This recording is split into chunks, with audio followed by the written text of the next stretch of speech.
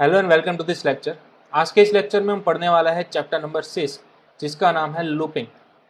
ठीक है, जिसके अंदर हम 3 टॉपिक देखने वाले हैं, while loop, do while loop और फॉर लूप। ओके, अब चैप्टर का नाम है लूपिंग, तो सबसे पहले आपको ख्याल होना चाहिए लूप यानी कि क्या। लूप यानी कि एक ही एक क्रिया हम बार बार करते हैं, ठीक है, उसको बोलते हैं लूप। फॉर एग्जाम्पल, आप रोज उठते हो, नहाते हो, ठीक है, नाश्ता करते हो, तो वो आप रूटीन डेली फॉलो करते हो ना, राइट। डेली टू डेली आप एक ही काम करते हो, तो वो एक ही काम जो रिपीटेड होता है उसको बोलते हैं लूप करना। लूप यानी कि उसको एक बार के अंदर दोबारा से रिपीट करना। तो वो सेम चीज आज के बाद हम करने वाले हैं सी प्लस प्लस प्रोग्राम के अंदर। ठीक है, लूपिंग यानी कि एज ए प्रोग्रामेटिकली हमें किस तरह से लेना है, कोई स्टेटमेंट है, कोई कोडिंग का ब्लॉक है, ठीक है, कोई पर्टिकुलर कोडिंग हमें अगेन एंड अगेन रिपीट करते रहना है। फॉर एग्जाम्पल, मे बी अगर आपने एग्जाम्पल सुना होगा कि आप अगर छोटे बच्चे हो गए तब आपके टीचर ने आपको एक सेंटेंस दिया होगा और कहा होगा कि ये मुझे कल 100 बार लिख के आना है तुम्हें नोट के अंदर और मुझे दिखाना है, राइट। फॉर एग्जाम्पल, अगर आपने कोई छोटी मोटी मिस्टेक की होगी तो आपके टीचर ने ऐसा बोला होगा कि आपको ये वाला सेंटेंस कल मुझे 100 बार लिख कर बताना है। तो आप क्या करते थे, वो same to same sentence notebook के अंदर 100 बार लिखते थे, राइट। तो वो सेम अगर आप प्रोग्रामेटिकली करोगे तो आप क्या करोगे, वो जो हमारा सिंपल प्रिंटफ वाला फंक्शन होता है ना, वो आप कितनी बार लिखोगे, 100 बार लिखोगे, राइट। अब ऑब्वियसली हम लिखने तो वाले हैं ही नहीं, एक बार प्रिंटफ लिख दिया तो उसको हम कॉपी पेस्ट करते रहेंगे 100 बार, ठीक है। लेकिन हमारा कोडिंग तो बढ़ रहा है ना, 100 लाइन तो हमारी हुई प्रिंटफ वाली। तो इसकी जगह पर आप क्या यूज़ कर सकोगे, लूप यूज़ कर सकोगे। लूप यानी कि एक ही क्रिया, ठीक है, कोई एक सेंटेंस या फिर कोई एक कोडिंग का ब्लॉक, कोई एक पर्टिकुलर लॉजिक, वो आप जितनी बार चाहो उतनी बार रिपीट करा सकते हो, उसको बोलते हैं लूप। तो सी लैंग्वेज के अंदर इस तरह का रिपीटेटिव टास्क करने के लिए, लूप घुमाने के लिए आपके पास टोटल 3 टाइप की लूप होती है, ठीक है। तीनों का काम एक ही है, लूप घुमाते रहना है, एक ही रिपीटेटिव टास्क को रिपीट करते रहना है। तीनों का काम एक ही है, जस्ट उसके टाइप से अलग अलग। While loop, do while loop और फॉर लूप काम एक ही करेगा, ठीक है, आपके कोई पर्टिकुलर टास्क को रिपीट करेगा, जितनी बार आप चाहो उतनी बार वो रिपीट करेगा, ओके। लेकिन तीनों की सिंटेक्स अलग है, ठीक है, तीनों का वर्किंग का मोड अलग है। तो हम तीनों को डिटेल के अंदर देखने वाले हैं। सबसे पहले मैं आपको एक फिगर बताऊंगा, लूप्स की कैटेगरी कितनी होती है। मेन लूप्स की 2 कैटेगरी होती है, एक होती है एंट्री कंट्रोल लूप और दूसरी होती है एग्जिट कंट्रोल लूप, ठीक है। यहाँ पर आप चार्ट को नोट डाउन कर सकते हो, इसका स्क्रीनशॉट भी ले सकते हो। लूप्स की मेन 2 कैटेगरी होती है, एक होती है एंट्री कंट्रोल, दूसरी होती है एग्जिट कंट्रोल। अब एंट्री कंट्रोल के अंदर आपके 2 कैटेगरीज दी हुई है लूप की, एक होती है आपकी फॉर लूप, दूसरी होती है आपकी वाइल लूप। जबकि एग्जिट कंट्रोल के अंदर एक होती है आपकी डू वाइल लूप, ठीक है। तो हम 1 बाय 1 तीनों को स्टडी करने वाले हैं डिटेल के अंदर। सबसे पहले मैं आपको बताऊंगा वाइल लूप के बारे में, ठीक है। यहाँ पर आपको ऑलरेडी सिंटेक्स तो दी हुई है, किस तरह से आपको लगाना है वो कोडिंग के जरिए, ठीक है। इसका भी आप स्क्रीनशॉट निकाल सकते हो। 1 बाय 1 हम तीनों लूप पढ़ने वाला है। सबसे पहले मैं आपको बात करने वाला हूँ वाइल लूप के बारे में, ठीक है। तो चले हम अपने डेव सी प्लस प्लस के अंदर एक एम्प्टी फाइल ओपन कर लेते हैं, जिसका नाम मैंने रखा है hello.c। एक नई ब्रांड न्यू फाइल बनाई हुई है, ठीक है। यहाँ पर आपको कोडिंग करना है, ओके। लूप के थ्रू कोडिंग करना है, यानी कि कोई एक टास्क मुझे रिपीट करना है, ठीक है। जितनी बार चाहो उतनी बार आप उस टास्क को रिपीट कर सकते हो। फॉर एग्जाम्पल, मेरा गोल कुछ इस तरह से है कि मुझे x से लेकर 10 नंबर्स प्रिंट करना है, ठीक है। मुझे x से लेकर 10 नंबर प्रिंट करना है सी लैंग्वेज के अंदर। तो अब तक आप क्या करते थे, प्रिंट एफ के अंदर लिखते थे ना, राइट। यहाँ पर आप लिखते थे 1, फिर इस लाइन को आप क्या करते थे, कॉपी पेस्ट करते थे, राइट। दूसरी बार यहाँ पर आप लिख देते थे 2। तो इस तरह से आपके टोटल कितने प्रिंट एफ लिखते थे, 10 प्रिंट एफ लिखते थे, राइट। तो ये तो हमारा फर्स्ट ऑर्डिनरी वे हो गया। क्या हो अगर आपको 100 बार ऐसा लिखना हो, 1 से लेकर 100 तक जाना हो, या फिर 1 से लेकर 1000 तक जाना हो, तो क्या आप 1000 टाइम्स प्रिंट एफ लिखोगे? ऑब्वियसली नहीं लिखोगे, ठीक है। तो उसका क्या सोल्यूशन है, लूप घुमा सकते हो आप। 3 टाइप्स की लूप आपके पास अवेलेबल है, while loop, do while loop और फॉर लूप। सबसे पहले हम बात करने वाले हैं वाइल लूप के बारे में, ठीक है। तो उसका स्ट्रक्चर क्या है, देखिए कोडिंग का स्ट्रक्चर उसका कुछ इस तरह से है। वाइल लिखना है आपको, पैरेंथेसिस लगाना है, उसके बाद उसकी बॉडी ओपन करनी है और क्लोज करनी है। Same to same if block की तरह ही है, देखिए, ठीक है। इफ में भी हम यही तो करते थे, यहाँ पर वाइल की जगह पर हम क्या लिखते थे, इफ लिखते थे। ठीक है, यहाँ पर हम लूप है, वाइल लूप यूज़ कर रहे हैं, तो इसलिए हमने यहाँ पर क्या लिखा, वाइल लिख दिया, और ये इसकी बॉडी हो गई। ठीक है, अब किस तरह से घुमाना है, उसका वर्किंग मोड क्या होगा, तो मैं यहाँ पर एक मल्टी लाइन कमेंट के अंदर लिख रहा हूँ,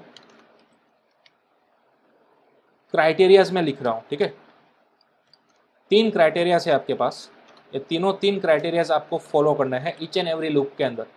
फिर चाहे आप वाइल लूप घुमा रहे हो, डू वाइल लूप घुमा रहे हो, या फिर फॉर लूप का यूज़ करते हो, तीनों में से कोई भी लूप अगर आप चलाओगे, इन तीनों के अंदर आपके 3 स्पेसिफाइड क्राइटेरिया सेटिस्फाई होने चाहिए। पहला क्राइटेरिया क्या है, आपको इनिशियलाइजेशन कंपलसरी करना है। क्या करना है, इनिशियलाइजेशन। दूसरा क्राइटेरिया क्या है, आपको कंडीशन पुटअप करनी है। तीसरा क्राइटेरिया क्या है, आपको इंक्रीमेंट करना है या फिर डिक्रीमेंट करना है। ठीक है, ये डिपेंड होगा आपको कब इंक्रीमेंट करना है, कब डिक्रीमेंट करना है, वो आपके प्रोग्राम की डेफिनेशन के अंदर प्री डिफाइंड होगा। ओके, तो ये 3 क्राइटेरिया आपको सेटिस्फाई करने हैं, फिर चाहे वो वाइल लूप हो, डू वाइल हो या फिर फॉर लूप हो, ये 3 क्राइटेरिया आने ही चाहिए ईच एंड एवरी लूप के अंदर, तब जाकर आपकी सक्सेसफुल लूप चलने वाली है। ठीक है, तो चलिए, हमें वाइल लूप घुमानी है, लेकिन इस 3 क्राइटेरिया को भी फुलफिल करना है।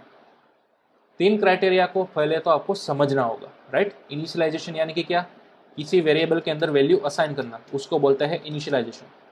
ठीक है, आप ऐसा करते हो ना, for example integer a is equal to 1, तो किसी वेरिएबल्स की वैल्यू जब आप असाइन करते हो इक्वल्स टू की मदद से, तो इस अप्रोच को बोला जाता है इनिशियलाइजेशन। ओके, कंडीशन तो आपको मालूम है, जैसा कि हम इफ के अंदर अब तक लगाते आए हैं। इंक्रीमेंट यानी कि क्या, कोई एक वेरिएबल है, इसके अंदर बढ़ावा करना। ठीक है, डिक्रीमेंट यानी कि डिक्रीज करना किसी वेरिएबल की वैल्यू को, राइट। अब ध्यान रखिएगा, इंक्रीमेंट और डिक्रीमेंट जो है वो आप 3 तरह से कर सकोगे। किस तरह से, देखिए मैं यहाँ पर एक एग्जांपल दूंगा आपको। फॉर एग्जांपल हमारी ए की फिलहाल वैल्यू है मेरे पास 5। ठीक है, अब मुझे करना है इंक्रीमेंट। क्या करना है, इंक्रीमेंट करना है। तो हम किस तरह से करेंगे, ए के अंदर मैंने +1 कर दिया। ध्यान रखिएगा, ए की करंट वैल्यू क्या थी, 5 थी हमारे पास। जैसे ही मैंने +1 किया, ए की करंट वैल्यू क्या चेंज हो गई, 6 हो गई, राइट। अब मुझे उसको ए के अंदर फिर से इंसर्ट भी तो कराना है, राइट। इस तरह से ए की वैल्यू मुझे बढ़ानी तो है, साथ ही साथ वो बढ़ी हुई वैल्यू को मुझे फिर से ए के अंदर डाल भी देना है। तो इस लाइन को जैसे आप लिखोगे, ए की वैल्यू कितनी हो गई, 6 हो गई, राइट। तो इस तरह से आप इंक्रीमेंट कर सकते हो। अब थोड़ा सा शॉर्टकट हम यूज करेंगे। इंक्रीमेंट करने के लिए आप ये वाली लाइन भी लिख सकते हो, +=1। ठीक है, हमने नया ऑपरेटर यूज किया, ध्यान रखिएगा, += आपको कंबाइंड लिखना है। इस लाइन का exact meaning same to same इस लाइन की तरह ही होगा। ठीक है, जिन लोगों को ये वाली लाइन समझ में नहीं आ रही है, वो ये ऊपर वाली लाइन भी लिख सकते हैं। एक की जितनी करंट वैल्यू थी उसमें आपने एक का इंक्रीमेंट किया, जो नई वैल्यू आई वो आपने असाइन कर दी एक के अंदर, दैट्स ऑल। तो यहाँ पर भी सेम मीनिंग वही हो रहा है। ठीक है, तो आप चाहो तो इसको भी अप्लाई कर सकते हो। ओके, अब लास्ट मेथड आपको लिखना है a++, इस तरह से। ये जो प्लस प्लस किया ना, इसको बोला जाता है इंक्रीमेंट ऑपरेटर। क्या बोला जाता है, इंक्रीमेंट ऑपरेटर।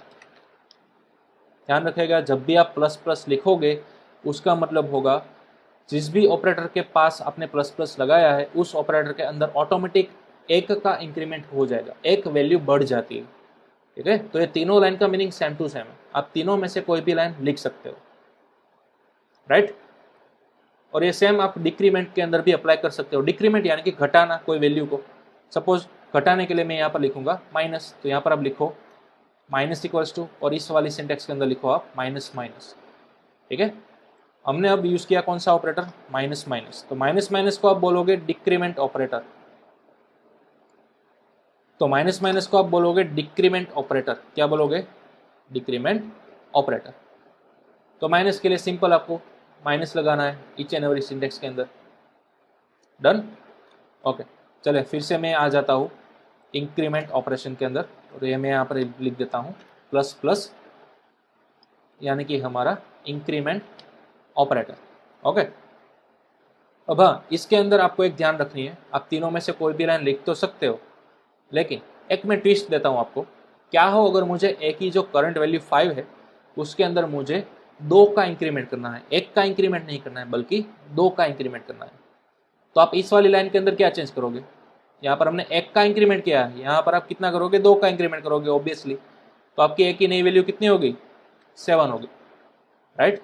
उसी तरह से आपको इस लाइन के अंदर क्या चेंज करना होगा, यहाँ पर आपने एक लिखा था, चेंज कर दो 2 से, डन। लेकिन ये वाली लाइन के अंदर आप कुछ भी चेंज नहीं कर सकोगे, ये वाली लाइन तो फिक्स ही है, a प्लस प्लस ही आपको रखना है, ठीक है। आपको दूसरी बार लिखना होगा a प्लस प्लस, तब जाकर आपकी कंडीशन चलेगी, तब जाकर आपका इंक्रीमेंट 2 दफा हो जाएगा, ठीक है।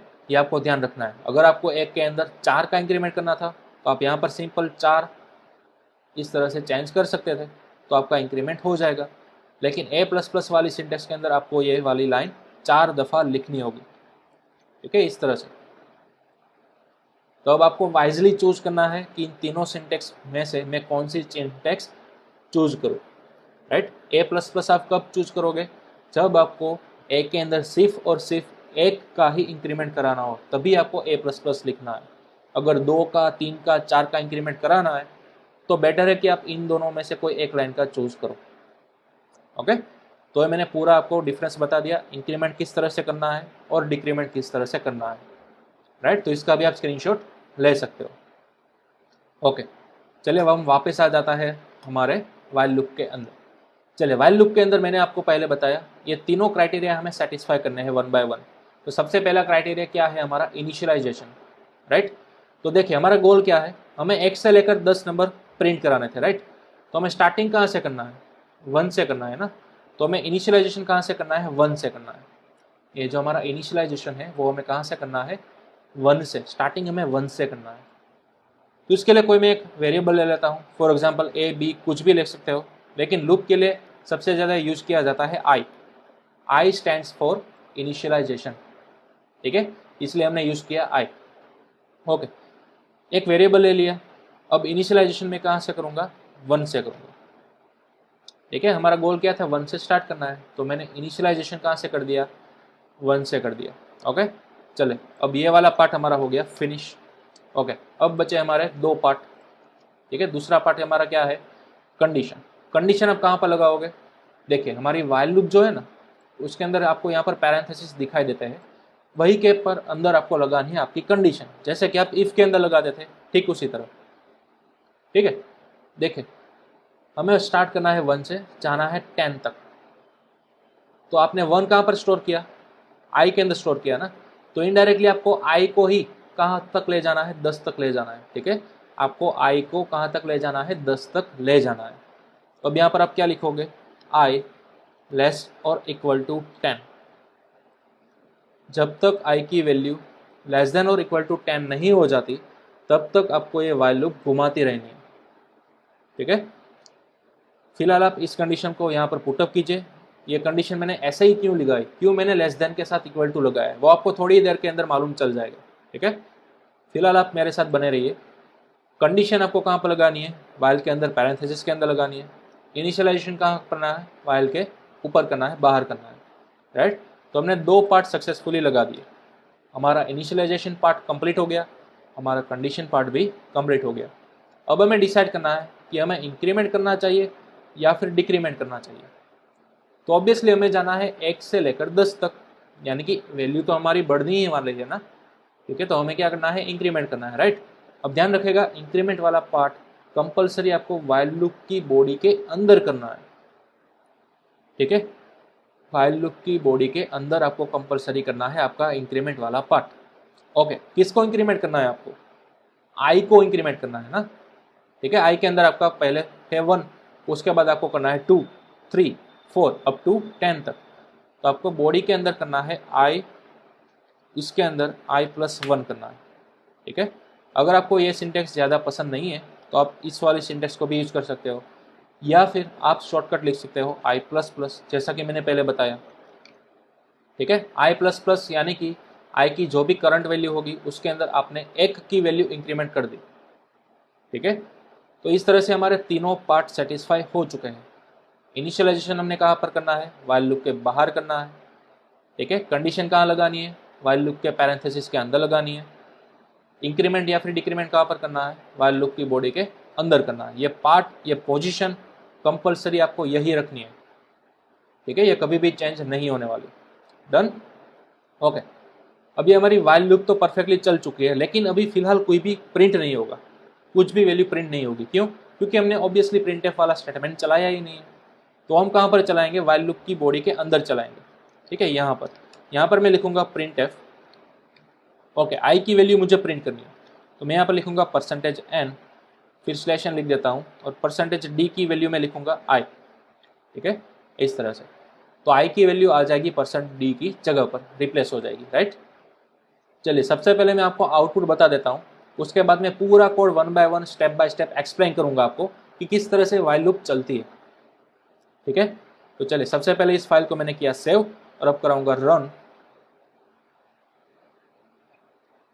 तो अब आप देख सकते हो आपका आउटपुट आ चुका है, x से लेकर 10 ऑटोमेटिक सभी नंबर्स प्रिंट हो चुके हैं, ठीक है। अगर आप करना चाहो x से लेकर 100, तो आपको सिंपल यहाँ पर रिप्लेस करना है 100। सेव कीजिए फाइल को, रन कीजिए। अब आपको कंप्लीटली x से लेकर 100 तक का आउटपुट देखने को मिल जाएगा, ठीक है। यहाँ पर मैं स्क्रॉल अप कर रहा हूँ टू द टॉप, ठीक है। x से लेकर आपको कहाँ तक वैल्यू मिली, 100 तक मिल चुकी है, राइट। तो इस तरह से आपका प्रोग्राम चलता है, वाइल लूप चलती है, ओके। अब चलिए समझते हैं स्टेप बाय स्टेप क्या हो रहा है। सबसे पहले आपका प्रोग्राम इनिशियलाइज करेगा i की वैल्यू 1 से, उसके बाद कौन सी लाइन रीड करेगा, 19 नंबर की लाइन, ये वाली लाइन रीड करेगा। यहाँ पर देखिए आपने कंडीशन पुटअप की है i <= 10, तो अब i की वैल्यू यहाँ पर आ जाएगी, राइट, ऑटोमेटिक। चलिए, मैं यहाँ पर लिखूंगा i <= 10। पहली बार i की वैल्यू क्या है, 1, तो वो यहाँ पर रिप्लेस हो जाएगी 1, इस तरह से। तो अब देखिए ये वाली कंडीशन हमारी ट्रू है या फॉल्स है, ऑब्वियसली ट्रू है, राइट। एक जो है वो लेस होता है 10 से, ठीक है। तो जब भी ये हमारी कंडीशन ट्रू होती है, तो हमारे इस बॉडी पार्ट के अंदर लिखा हुआ सभी कोड रन हो जाता है। सेम टू सेम इफ का बिहेवियर किस तरह से था, इफ के अंदर आप लिखते थे कोई कंडीशन ट्रू होती थी, तो हम इफ के अंदर वाला पार्ट एग्जीक्यूट करते थे, अदरवाइज हम बाहर चले जाते थे, राइट। तो सेम टू सेम वही हो रहा है वाइल के साथ। वाइल के अंदर लिखी हुई कंडीशन अगर ट्रू होती है, तो आप अंदर जाते हो वाइल की बॉडी के अंदर, और लिखा हुआ कोई भी स्टेटमेंट आपका रन हो जाता है, ठीक है। तो फिलहाल वही हो रहा है। देखिए, ये कंडीशन आपकी ट्रू हो रही है, तो आप जा रहे हो वाइल के अंदर, ये वाला स्टेटमेंट आपका रन होगा, ठीक है। प्रिंटफ होगी आई की वैल्यू, तो आई की करंट वैल्यू क्या है, 1 है ना, तो इसलिए यहाँ पर मैं कमेंट में लिख देता हूँ, प्रिंट क्या होगा आपका, 1 होगा, राइट। उसके बाद दूसरी लाइन आई i++, तो अब आई की वैल्यू थी 1, लेकिन आपने कर दिया ++, तो आई की करंट वैल्यू कितनी हो गई, 2 हो गई, राइट। याद रखिएगा आई की अब नई वैल्यू आ गई है 2, ओके। अब आपको मिला एंडिंग वाला कर्ली ब्रैकेट। देखिए, वाइल का एंडिंग वाला कर्ली ब्रैकेट मिला, तो जैसे ही एंडिंग वाला कर्ली ब्रैकेट मिलता है, यहाँ से प्रोग्राम ऑटोमेटिक जंप करता है ऊपर, फिर से यहाँ तक। ध्यान रखिएगा, जब भी आपकी बॉडी पार्ट खत्म हो जाती है, एंडिंग पार्ट मिलता है, तो अगेन आपका प्रोग्राम ऊपर जंप करेगा, जहाँ पर आपने वाइल स्टार्ट किया था ना, वहाँ पर। अब यहाँ पर फिर से वो रन करेगा, ये वाली लाइन फिर से स्कैन करेगा। अब आई की लेटेस्ट वैल्यू कितनी है, नीचे से जब हमने i++ किया था तो 2 हो गई थी ना, फिर से हम ऊपर आए, तो अब आई की लेटेस्ट वैल्यू है 2, ठीक है। तो फिर से ये वाली लाइन स्कैन करेगा, फिर से कंडीशन चेक करेगा, क्या 2 <= 10 सही है, ट्रू है, हाँ ट्रू है। तो जैसे ये वाली कंडीशन ट्रू होगी, आप अगेन जाओगे वाइल लूप की बॉडी के अंदर। अब आपने यहाँ पर प्रिंट कर दिया आई को, तो आई की लेटेस्ट वैल्यू कितनी थी, 2 थी, राइट। तो अब आपका प्रिंट क्या होगा, 2 प्रिंट हो जाएगा, ठीक है। अब i++ हो गया, यानी कि आई की वैल्यू 3 हो गई, राइट, 3 हो गई। एंडिंग वाला कर्ली ब्रैकेट मिला, तो अगेन आप चले गए ऊपर, फिर से ये वाली स्कैन हो गई। तो अब आई की लेटेस्ट वैल्यू कितनी आ गई थी, नीचे थे 3 आ गई थी, राइट। तो फिर से कंडीशन चेक होगी, क्या ये वाली कंडीशन सही है, हाँ सर सही है। तो फिर से आप जाओगे अंदर, आई की वैल्यू प्रिंट होगी, यहाँ पर आ जाएगा 3, ओके। अब i++ किया, तो आई की वैल्यू एक और बढ़ गई, कितनी हो गई, अब 4 हो गई, राइट। तो फिर से आप ऊपर जाओगे यहाँ पर, अब आई की वैल्यू नीचे से कितनी आ गई, 4 आ गई, फिर से कंडीशन सही हो गई, फिर से अंदर गए आप, फिर से आपका 4 प्रिंट हो गया, i++ हुआ। तो ये वाली प्रोसेस रिपीट हो जाएगी, बराबर। ये वाली प्रोसेस आपकी रिपीट होती रहेगी। कब तक रिपीट होती रहेगी, जब तक आई की वैल्यू 10 नहीं आ जाती ना, तब तक। तो इमेजिन करो, ऐसे प्रिंट होते होते आपकी वैल्यू प्रिंट हो गई 10, ठीक है, आई की वैल्यू प्रिंट हो गई 10। अब i++ हुआ, यानी कि आई की लेटेस्ट वैल्यू कितनी हुई, 11 हुई, राइट। अब ऊपर गए, अब आई की वैल्यू यहाँ पर आपकी कितनी आ गई, 11 आ गई। अब देखिए ये कंडीशन क्या हो रही है, ट्रू हो रही है या फॉल्स हो रही है, ऑब्वियसली फॉल्स हो रही है, राइट। तो जैसे ही आपकी वाइल के अंदर मौजूद कंडीशन फॉल्स होती है तो आप तुरंत ही बाहर निकल जाओगे। अब आप वाइल की बॉडी के अंदर नहीं रहने वाले, अब आप तुरंत ही बाहर निकल जाओगे, ठीक है। तो तब जाकर आपका प्रोग्राम एंड होता है, राइट। तो इस तरह से आपकी वाइल लूप है वो काम करती है 1 by 1, ठीक है। चले इसका आप स्क्रीनशॉट ले लो, ये थी हमारी वाइल लूप, ओके। इस तरह से आपको चलानी है आपकी वाइल लूप, डन, ओके। अब चलिए माइट भी आपके दिमाग के अंदर ख्याल आ रहा होगा कि सर क्या मैं इस लूप को रिवर्स डायरेक्शन के अंदर घुमा सकता हूँ, यानी कि फिलहाल मैंने क्या किया, 1 से लेकर 10 घुमाया ना, क्या हो अगर मुझे 10 से लेकर 1 घुमाना है रिवर्स ऑर्डर के अंदर, तो आप क्या करो, सबसे पहले आपका गोल डिफाइन कर लो, आपको कहाँ से कहाँ तक जाना है, आपको 10 से स्टार्ट करना है, कहाँ तक जाना है, 1 तक जाना है, राइट। तो इनिशियलाइजेशन आप कहाँ से करोगे, ऑब्वियसली 10 से करोगे, तो आपने यहाँ पर पुटअप कर दिया 10, राइट। अब जाना कहाँ तक है, 1 तक जाना है ना, तो कंडीशन आप क्या लगाओगे, आई की वैल्यू मुझे ले जानी है 1 तक, तो डिक्रीमेंट होगा, राइट। जब भी डिक्रीमेंट होगा ना तब आपको यहाँ पर पुटअप करना है ग्रेटर देन इक्वल टू और 1। 10 से स्टार्ट होगा, कहाँ तक जाओगे, 1 तक जाओगे, ठीक है, यानी कि डिक्रीमेंट हो रहा है 10 से लेकर 1 तक। डिक्रीमेंट होगा तो आपको यहाँ पर प्लस प्लस की बजाय पर क्या लिखना है, माइनस माइनस लिखना है, दैट्स ऑल, हो गया आपका प्रोग्राम, ठीक है।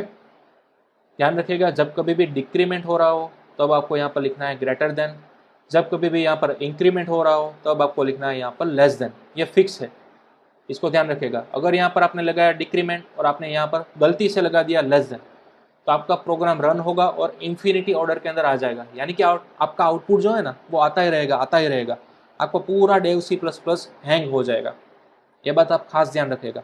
अदरवाइज आपका पूरा प्रोग्राम क्रैश हो जाएगा या फिर आउटपुट ही नहीं आएगा, ठीक है। ये 3 कंडीशन में से कोई भी सिनारियो आ सकता है, तो ये खास ध्यान रखिएगा आप। जब भी आपका प्रोग्राम का फ्लो डिक्रीमेंट ऑर्डर के अंदर जा रहा हो तब आपको यहाँ पर क्या लगाना है, ग्रेटर देन का सिंबल लगाना है। अगर आपका प्रोग्राम यहाँ पर इंक्रीमेंट हो रहा हो तो आपको यहाँ पर क्या लगाना है, कंपलसरी लेस देन लगाना है, ठीक है। इसको आप खास नोट डाउन कर लीजिएगा। फिलहाल हमारे गोल के थ्रू हमें जाना है 10 से लेकर 1 तक, तो हमें ऑब्वियसली करना होगा डिक्रीमेंट। जैसे डिक्रीमेंट किया यहाँ पर आप सिंबल चेंज कर दो ग्रेटर देन, दैट्स ऑल, ठीक है। चलिए फाइल को करेंगे सेव और यहाँ से कराएंगे रन। अब आप आउटपुट देख सकते हो, कंप्लीट आ चुका है 10 से लेकर 1 तक, ठीक है। तो इस तरह से आप रिवर्स ऑर्डर के अंदर भी डिक्रीमेंट के मुताबिक लूप चला सकते हो। Complete, okay. अब चलिए वाइल लूप की ये जो बॉडी है ना उसके अंदर आप कोई भी टाइप का लॉजिक लगा सकते हो। फॉर एग्जाम्पल वाइल के अंदर आप इफ एल्स भी लगा सकते हो, नेस्टेड इफ एल्स भी लगा सकते हो, साथ ही साथ लैडर भी लगा सकते हो, बेस्ड ऑन योर प्रोग्राम की डेफिनेशन, ठीक है। आपकी प्रोग्राम की डेफिनेशन आपसे क्या करवाना चाहती है उसके मुताबिक आपको कस्टम लॉजिक लगाना होगा वाइल लूप के अंदर, राइट। फॉर एग्जाम्पल मुझे 1 से लेकर 10 तक इन दोनों के बीच में जितने भी इवन नंबर आते हैं ना मुझे वो फाइंड करने हैं। चलिए तो मैं क्या करूँगा, अगेन मुझे 1 से लेकर 10 तक इन सभी के बीच में जितने इवन नंबर आते हैं सिर्फ वही चाहिए, ठीक है। तो सबसे पहले आप अपना गोल डिफाइन करो, आपको 1 से स्टार्ट करना है, 10 तक जाना है, राइट। तो इनिशियलाइजेशन कहाँ से करोगे, 1 से करोगे, कहाँ तक जाओगे, 10 तक जाओगे, इंक्रीमेंट हो रहा है, राइट। तो आप यहाँ पर लगाओगे इंक्रीमेंट ऑपरेटर और यहाँ पर सिंबल चेंज करोगे लेस देन, कंप्लीट। चलिए सबसे पहले सेव करके आपको देख लेना है कि एग्जैक्टली 1 से लेकर 10 प्रिंट हो रहा है या नहीं। तो ये जैसे ही मैंने आउटपुट रन किया यहाँ पर आप देख सकते हो 1 से लेकर 10 आ चुका है, परफेक्ट, ओके। अब आपको 1 से लेकर 10 नहीं चाहिए था, आपको उन दोनों के बीच में मौजूद इवन नंबर ही चाहिए थे, राइट। तो वो इवन नंबर वाला लॉजिक आप लगाओगे वाइल लूप की बॉडी के अंदर। यहाँ पर आपको ये वाला प्रिंट एफ अब हर बार नहीं लगाना है, कोई एक पर्टिकुलर कंडीशन जब सेटिस्फाई होगी तभी आपको प्रिंट एफ कराना है, राइट। तो आपको यहाँ पर लगानी है कोई सिंपल इफ कंडीशन कि अगर कोई भी नंबर उसको आप मॉड्यूलो करो 2 से और अगर उसका आंसर आया 0, ठीक है, तो ही आप लगाओगे प्रिंट एफ। ध्यान रखिएगा इवन नंबर को फाइंड करने के लिए यह फिक्स लॉजिक है, कोई भी नंबर हो ना आपके पास उसको आप डिवाइड करो 2 से, उसका अगर रिमाइंडर 0 बचता है ना तो वो नंबर कहा जाता है इवन नंबर, ठीक है, फिर से कोई भी नंबर इवन नंबर है वो किस तरह से आप चेक करोगे, कोई भी एक नंबर आप अपने दिमाग में फिलहाल इमेजिन कर लो, ठीक है, कोई भी वॉट, उस नंबर को आप डिवाइड करो 2 से, ठीक है, उसको डिवाइड करो 2 से और देखो कि उसका रिमाइंडर या कि उसका नीचे जो सेच बचता है ना, वो सेच आपका क्या आता है, वो रिमाइंडर क्या आता है, क्या वो 0 आता है? अगर हाँ वो 0 आता है तो वो पर्टिकुलर नंबर आपका क्या हो गया, इवन नंबर हो गया। तो ठीक उसी तरह से मैंने कंडीशन बनाई है, अगर किसी भी नंबर को आप 2 से डिवाइड करो और उसका रिमाइंडर अगर 0 बचता है, यानी कि अगर ये कंडीशन ट्रू हो गई तो ही मुझे प्रिंट एफ करना है, अदरवाइज मुझे प्रिंट एफ नहीं करना है। ठीक है, तो ये सिंपल सा मैंने लॉजिक लगाया है। और हाँ, ये जो आई प्लस प्लस है वो आपको इफ के अंदर नहीं लगाना है। क्यों? आई प्लस प्लस किसका पार्ट है, वाइल लूप का पार्ट है, राइट। मैंने पहले बोला इंक्रीमेंट डिक्रीमेंट किसका पार्ट है, लूप का पार्ट है। तो लूप की ये जो बॉडी है ना, उसी के अंदर आपको लिखना है, इफ की बॉडी के अंदर नहीं लिखना है। ठीक है, चलिए फाइल को सेव करेंगे और रन करेंगे। तो अब देखिए आपको सभी इवन नंबर मिल चुके हैं। ठीक है, 2 से लेकर 10 तक सभी आपको इवन नंबर्स मिल चुके हैं, राइट। तो इस तरह से आपको फाइंड करना था इवन नंबर्स। ठीक है, ओके, चलिए इसका भी आप स्क्रीनशॉट ले सकते हो।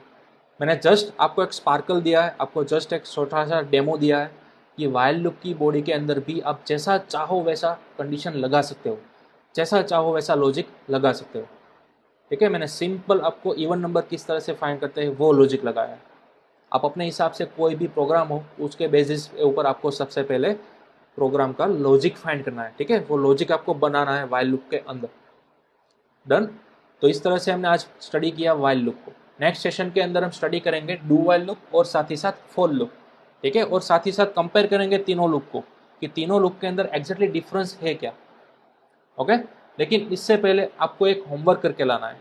जितना भी आज हमने पढ़ा उनके बेस पर आपको एक होमवर्क करके लाना है। ठीक है, वाइल लूप के कुछ प्रोग्राम्स बनाने हैं। देखिए सबसे पहला प्रोग्राम आपको क्या करना है, प्रिंट कराना है 1 से लेकर 10 तक। ठीक है, बहुत ही आसान है, वो मैंने करा दिया। दूसरा प्रोग्राम 10 से लेकर 1 तक प्रिंट कराना है, राइट, ये भी बहुत ही आसान है, ये भी मैंने करा दिया। तीसरा प्रोग्राम 1 से लेकर आपको n तक प्रिंट कराना है। ध्यान रखिएगा, स्टार्टिंग 1 से करना है, कहाँ तक जाना है, n तक। n यानी कि क्या, यूज़र के पास से आपको एक नंबर ले लेना है। जब भी प्रोग्राम स्टार्ट होता है ना, तब आपको स्कैनएफ के थ्रू यूज़र के पास से एक नंबर अचीव कर लेना है। ठीक है, अगर यूज़र डालेगा 50 तो अब आपकी लूप ऑटोमेटिक कहाँ से कहाँ तक घूमेगी, x से लेकर 50 तक घूमेगी। ठीक है, उसके बाद आपको एक प्रोग्राम करना है n से लेकर 1 तक, राइट। सेम इसमें यही करना है, अगर n की वैल्यू यूज़र डालेगा 60 या फिर 50 वॉट कुछ भी डालेगा, तो वहाँ से आपको घुमाना है 1 तक। ठीक है, सबसे पहले यूज़र के थ्रू एक वैल्यू आपको ले लेनी है, n के अंदर सेव करानी है और वो कहाँ तक घूमेगी, 1 तक घूमेगी, राइट। उसके बाद x से स्टार्ट करना है, आपको n तक जाना है। ठीक है, इन दोनों के बीच में जितने भी ओड नंबर आता है ना, वो आपको प्रिंट करना है। ठीक है, मैंने आपको इवन नंबर का लॉजिक बता दिया है, ठीक उसी तरह आपको ओड नंबर्स का लॉजिक लगाना है। सेम 6 प्रोग्राम, n से स्टार्ट करना है, 1 तक जाना है और इन दोनों के बीच में जितने भी इवन नंबर्स आते हैं वो फाइंड करना है, जो कि ऑलरेडी मैंने यहाँ पर करा दिया है। थोड़ा सा रिवर्स प्रोग्राम मैंने आपको दिया है। ठीक है, नेक्स्ट प्रोग्राम 1 से स्टार्ट करना है, n तक जाना है, लेकिन इन दोनों के बीच में जितने भी नंबर्स आते हैं ना, उन सबका आपको सम प्रिंट कराना है। ठीक है, सम यानी कि किस तरह से, देखिए अगर इस प्रोग्राम में n की वैल्यू यूजर ने डाली 10, कितनी डाली 10, तो आपकी लूप कहाँ से कहाँ तक घूमेगी, x से लेकर 10 तक ऑटोमेटिक घूमेगी, राइट। अगर n की वैल्यू यूजर ने डाली थी 15, तो आपकी लूप कहाँ से कहाँ तक घूमेगी, x से लेकर 15 तक घूमेगी। ओके, तो अब आपको प्रिंट x से लेकर 15 सभी नंबर्स नहीं कराने, बल्कि x से लेकर 15 के अंदर जितने भी डिजिट्स आते हैं उन सभी का सम कराना है। For example 1 + 2 + 3 + 4। ठीक है, इस तरह से अप टू आप तो कहाँ तक करना है, 15 तक करना है। और इन सभी का सम करने के बाद जो आपको आउटपुट मिलेगा वो आपको आउटपुट प्रिंट कराना है। मुझे सिर्फ यही नंबर प्रिंट होकर मिलना चाहिए। ठीक है, जो भी इन सभी का सम आएगा उन सभी का आउटपुट आपको यहाँ पर पुटअप करना है, प्रिंट करना है। ठीक है, अगर यूज़र ने n की वैल्यू दी थी 10, तो ऑटोमेटिक लूप क्या करेगी, x से लेकर 10 तक लूप घुमाएगी और इन सभी का क्या करेगी, आपको सम रिटर्न करेगी। ठीक है, और वो सम ही आपको प्रिंट कराना है। ये 1 से लेकर 10 नंबर प्रिंट नहीं कराने, बल्कि उन सभी का जो सम आता है वो सम आपको यहाँ पर प्रिंट कराना है। Got it? तो इस तरह से आपको अपना 7 नंबर का प्रोग्राम करना है। ठीक है, चलिए नेक्स्ट प्रोग्राम नंबर 8। अब आपको क्या करना है, 2000 से स्टार्ट करना है, लूप को 3000 तक ले जाना है। हमने कैसा 1 से लेकर 10 तक प्रिंट किया था ना, ठीक उसी तरह 2000 से 3000 तक ले जाना है लूप को। लेकिन इसमें एक शर्त है कि इन दोनों के बीच में जितने भी लीप ईयर्स आता है ना, वही आपको फाइंड करना है, वही आपको प्रिंट कराना है, राइट। आई थिंक आपको लीप ईयर क्या होता है वो मालूम होगा कि हर 4 साल में एक आता है आपका लीप ईयर। फॉर एग्जाम्पल अगर साल की बात करूँ 2000, तो 2000 हमारा क्या था, लीप ईयर था। उसके बाद 4 साल के बाद आता है 2004, तो 2004 वो होता है हमारा लीप ईयर्स। उसके बाद 2008 वो होता है हमारा लीप ईयर। ठीक है, तो इस तरह से 2000 से लेकर 3000 तक जितने भी साल आते हैं वो सभी साल आपको प्रिंट नहीं कराने, बल्कि इन दोनों रेंज के अंदर जितने भी लीप ईयर मौजूद है वो लीप ईयर आपको प्रिंट कराना है। ठीक है, तो माइट भी आपका आउटपुट क्या आएगा, देखिए सबसे पहले आपका आउटपुट आएगा 2000, उसके बाद आउटपुट आएगा 2004, उसके बाद आएगा 2008। इस तरह से अप टू कहाँ तक आना चाहिए, 3000 तक आना चाहिए। ठीक है, तो इस तरह से आपका आउटपुट कुछ आना चाहिए। ओके, तो ये था आपका लीप ईयर वाला प्रोग्राम कंप्लीट। ओके, तो इतने प्रोग्राम आपको कर लाना है। ठीक है, टोटल 8 प्रोग्राम है, ये सभी 8 प्रोग्राम आपको करने हैं व्हाइल लूप के अंदर। ओके, तो चलिए इसका भी आप स्क्रीनशॉट निकाल लीजिए, प्रैक्टिस कीजिए सबसे पहले तो सिंपल व्हाइल लूप की, जैसा कि मैंने लेक्चर के स्टार्टिंग के अंदर बोला था उस तरह से कंप्लीट अगर आपके हाथ के अंदर वो बैठ जाती है सिंटेक्स, फिर जाकर आपको एक 8 के 8 प्रोग्राम करने हैं। ठीक है, तो चलिए अब हम मिलते हैं अपने नेक्स्ट लेक्चर में, जिसके अंदर हम बात करने वाले हैं do while loop, for loop और इन तीनों लूप का डिफरेंस क्या है वो। ठीक है, तब तक के लिए कीप प्रैक्टिस, व्हाइल लूप के अंदर ये सभी 8 प्रोग्राम्स आपको परफॉर्म करना है। ओके।